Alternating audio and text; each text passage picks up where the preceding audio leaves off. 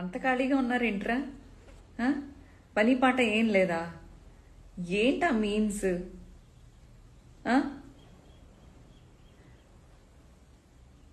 మొన్నటిదాకా బీచ్లో బట్టలు తీసేసి తిరిగేస్తాను అని చెప్పేసి ఫేక్ ప్రచారాలు చేశారు.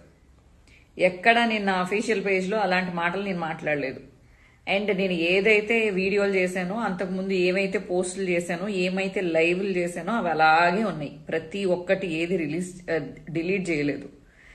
అండ్ ఇప్పుడు ఆ వీడియో పక్కన పాడేస్తే, అసలు సారీ, బీచ్లో బట్టలోడు తీస్తాను అనేది పక్కన పాడేస్తే, ఇప్పుడు మళ్ళీ ఇంకొకటి నా మీదే. ప్రతి ఒక్కళ్ళకి నేను ఒకదాన్ని హాట్ కేక్ లాగా దొరుకుతాను. ఏందో మరి నేనేమంత అందగత్తని కాదు, నేనేమంత ఇదేం కాదు. అయినా కానీ నాకు పడి ఏడుస్తారేందో నాకు అర్థం కాదు.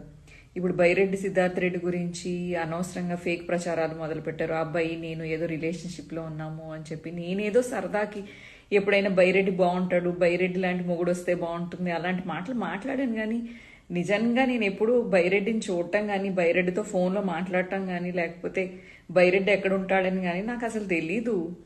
ఇప్పుడు నా జీవితం గురించి నాకేమీ భయం లేదు, లేకపోతే బాధ లేదు, లేకపోతే ఫ్యూచర్లో అయ్యి బాబోయ్ ఇలాంటివి ఏమైనా వస్తే నాకేమైనా పెళ్లి కాదో అలాంటి భయాలు కూడా నాకేమీ లేవు.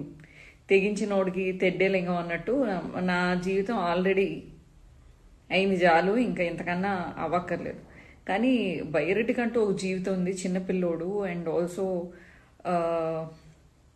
రాజకీయంగా ఇప్పుడిప్పుడే ఎదుగుతున్న పిల్లోడు. అనవసరంగా నేను కొన్ని రోజులు వీడియోలకి దూరంగా ఉండటానికి చాలా చాలా రీజన్స్ ఉన్నాయి.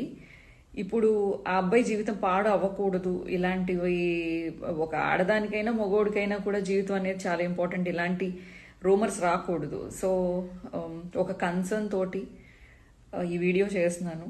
సో బైరెడ్డికి నాకు అలాంటి మ్యారేజ్ సెటిల్ అవ్వడాలు, లేకపోతే